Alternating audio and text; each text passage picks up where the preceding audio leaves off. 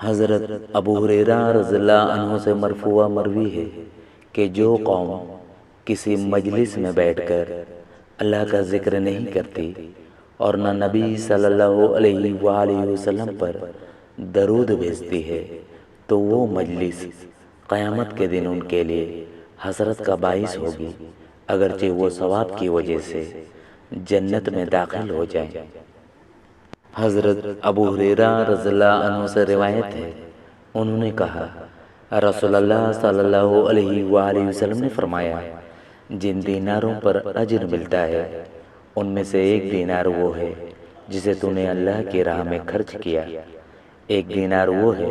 جسے تو نے کسی کی گردن کی آزادی کے لیے خرچ کیا، ایک دینار وہ ہے جسے تو نے مسکین پر صدقہ کیا، اور ایک دینار وہ ہے جسے تو نے اپنے گھر والوں پر صرف کیا۔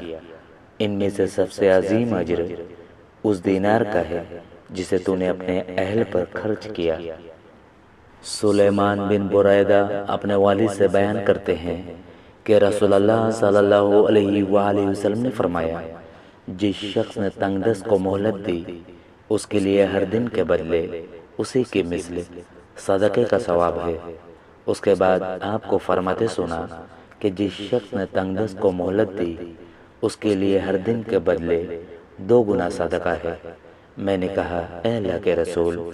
آپ فرما رہے تھے جس شخص نے کسی تنگ دست کو مہلت دی